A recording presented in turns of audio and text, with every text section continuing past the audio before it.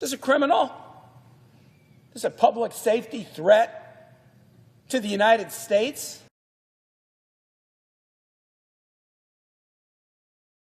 Mr. President, I rise to talk about the issue that will dominate attention in the Senate between now and next Friday, Friday the 13th, a discussion about reforms to the Department of Homeland Security and the activities it's engaged in all around the country.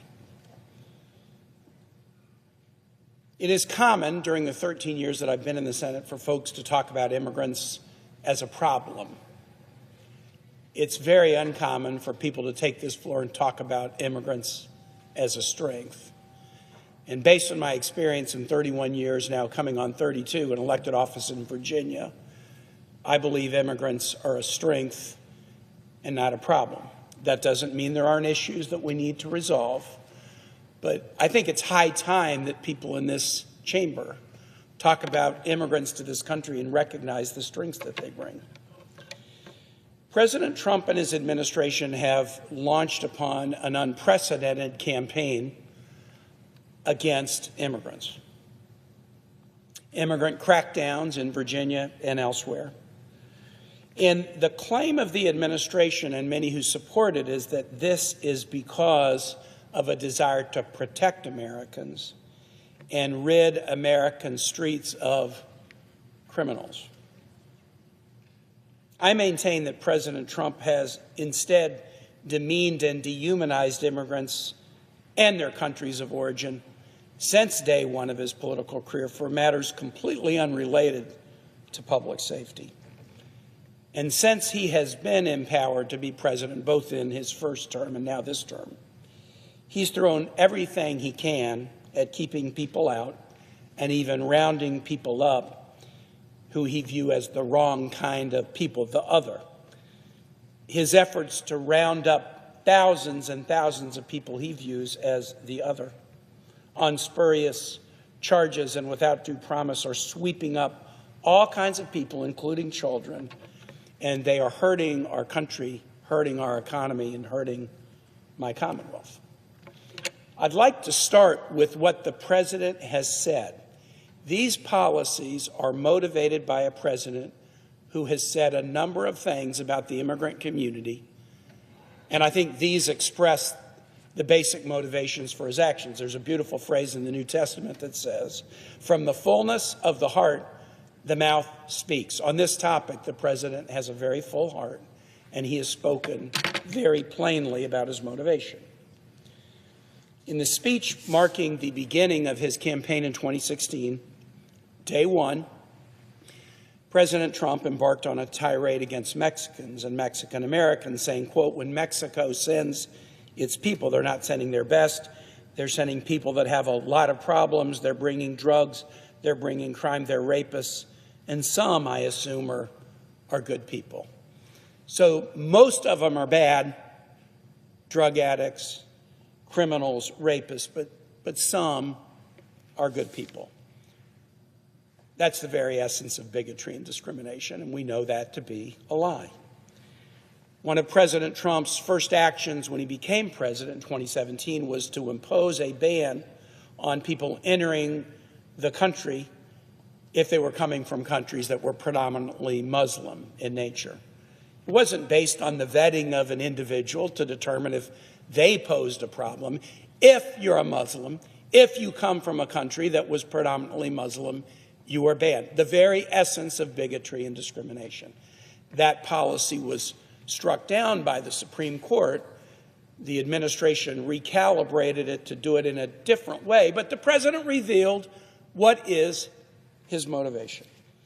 A few months into his first term, he said in an Oval Office meeting of top officials that he thought that Haitians, quote, "all have AIDS," a despicable and discriminatory lie.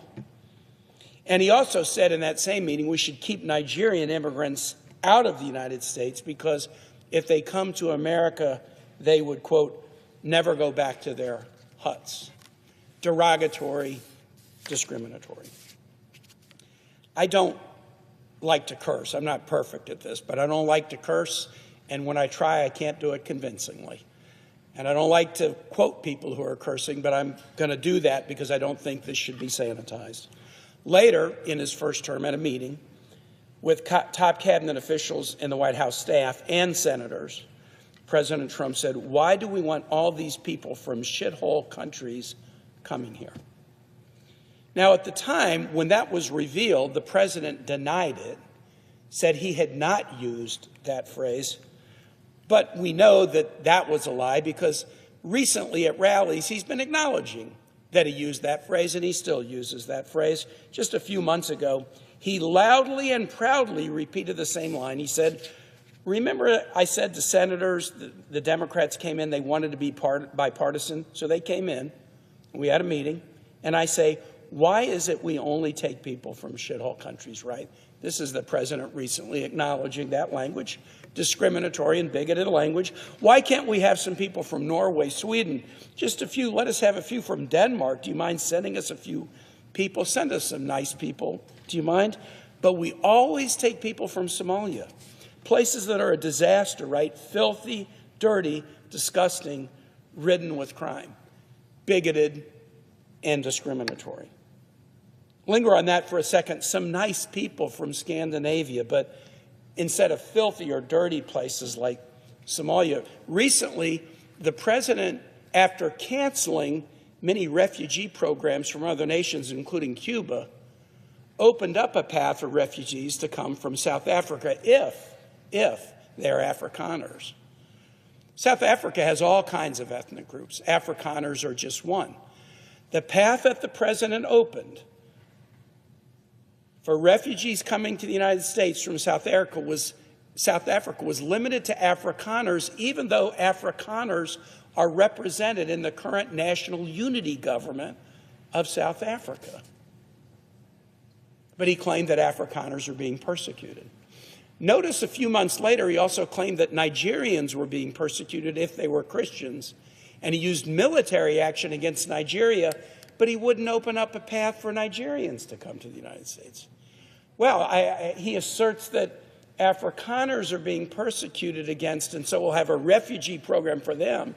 But Nigerians who are being persecuted, even for their Christian faith, there's no refugee path for them. What is the difference between an Afrikaner and a Nigerian subject to persecution? I think we all know the answer to the question.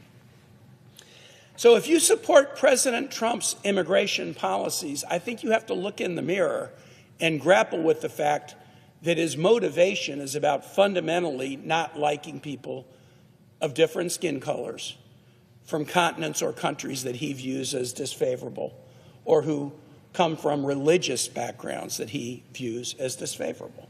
Anyone supporting President Trump's policies ought to look in the mirror and ask if that is a motivation that you share, or is that a motivation you reject?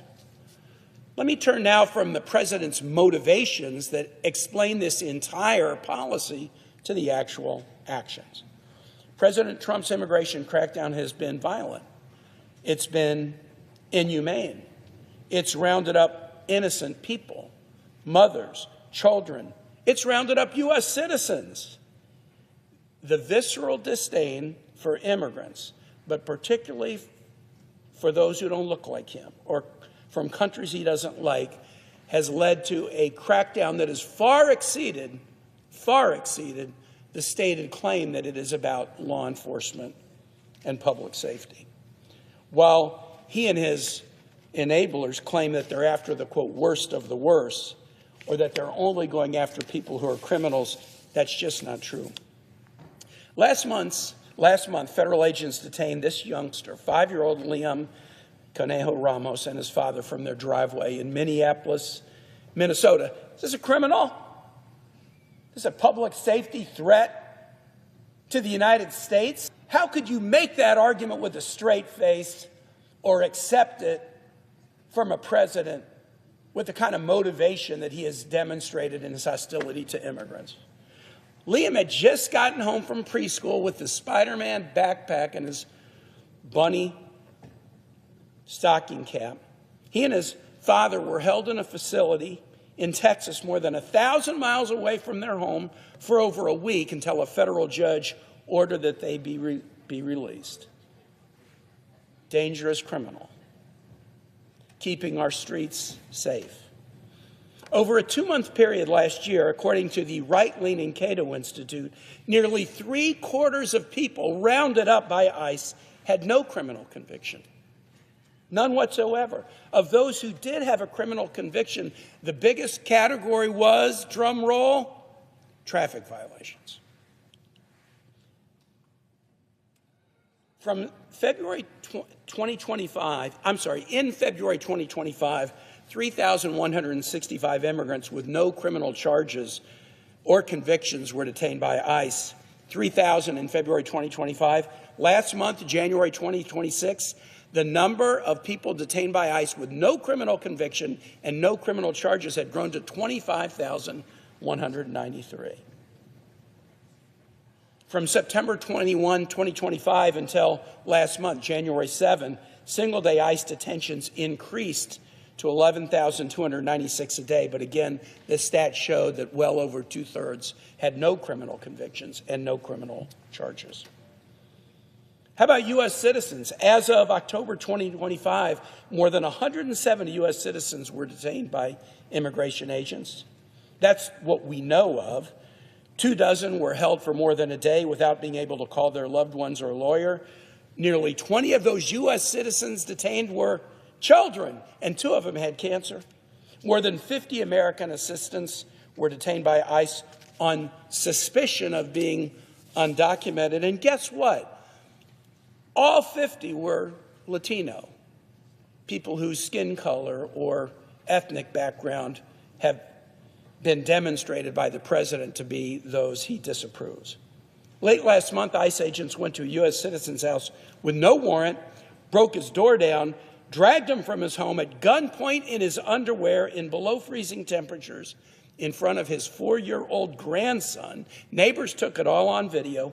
The ICE agents drove him to the middle of nowhere and made him stand in the cold while they photographed him undressed. Then they finally drove him back to his home and dropped him off there with his broken down front door. This is not about law enforcement. This is not about public safety. It is a campaign against people because of the color of the skin or where they are from. If you support President Trump's policies, you have to ask yourself, wait a minute, it's not really about law enforcement. It's about 5-year-old kids. It's about U.S. citizens, about people who have no criminal background. And you ought to ask yourself whether that's, in fact, what you support. Immigrants are crucial and beneficial to the economy in Virginia and throughout America. Just some statistics. Nationwide, our immigrant families generated more than $236 billion in income in 2022 and paid nearly $66 billion in local, state, and federal taxes. The Congressional Budget Office estimates that immigration flows to the U.S. that are projected currently will likely increase American gross domestic product by nearly $9 trillion between now and 2034 if we don't screw it up. As of June 2025, 15.4% of U.S. residents are immigrants, including naturalized U.S. citizens. So everyone in this room has in their state hardworking immigrant families who do not appreciate being demonized by the president and his policies. Mr. President, immigrants make up 13.2% of Virginian population. That's more than 1 in 8. When I was born, it was 1 of 100. I was born in 1958. 1 of 100 Virginians in 1958 had been born in another country, and today it's 1 of 8. And so I guess that must mean, if you follow the president's logic, that this has been a horrible thing for Virginia. To the contrary. Virginia, by my last checking, was one of only 2 states in the United States that in my lifetime has gone from bottom quarter per capita income to top quarter per capita income. There is nothing about life in Virginia today that is not dramatically better than in 1958. And the growth of our immigrant populations with their strength and their innovation and their culture has been a huge part of the reason that Virginia has gone from back of the pack economically to front of the pack economically.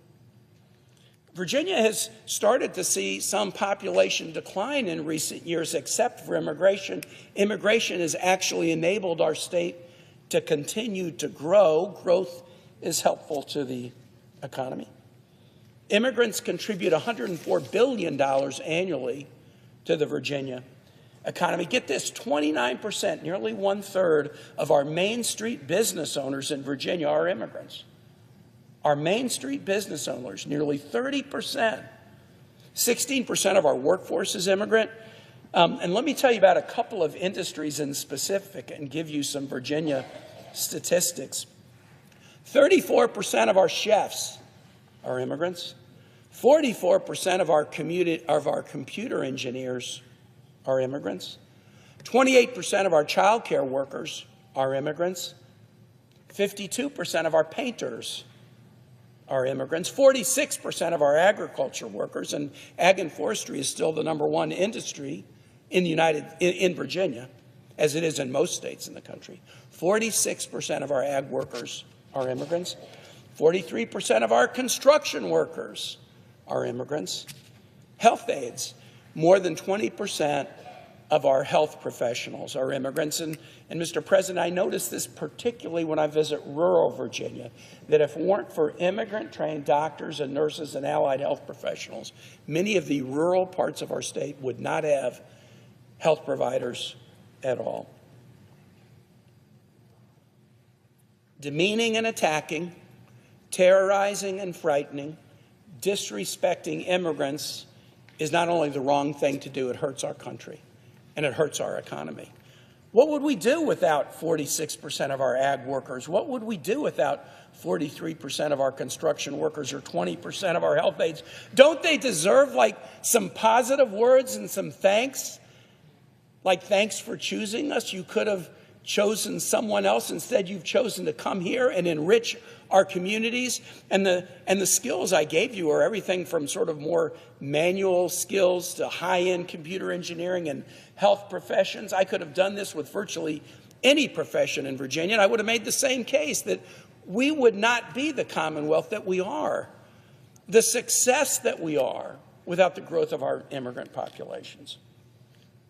And so, Mr. President, I want to conclude by just saying, in being here for 13 years, I've just heard too few words on this floor that talk about the contributions that immigrants have made to this country during our entire history. Immigration is the transfusion into the bloodstream of the American economy and the American politic that keeps our nation young at 250. New skills, new ideas, new connections to places around the world. Are there challenges? Yes. Do we need order? Of course we do. Should we reform? Yes. But it should be within the overall framework of immigrants like this little guy are not a problem. Our immigrant communities are part of what makes our nation great and successful. And I'm tired, after more than 13 years of hearing immigrants just dragged down, called illegals.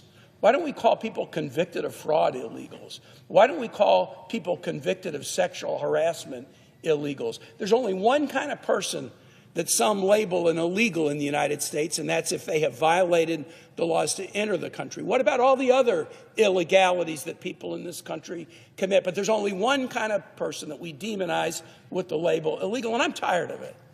I'm tired of people getting kicked around because of the countries they came from or the color of their skin. I speak from personal experience, having worked as a missionary in Central America. I know the kinds of people who come here, and I know why they come here. And they come here just for the same reason my great-grandparents came here from Ireland, beginning in the late 1840s, because there weren't opportunities for them. Now, the laws may be a little different today than then, but the motivations are no different. And virtually everybody in this chamber has an immigration story where, thank God, their family decided that they could make a better life for themselves in the United States.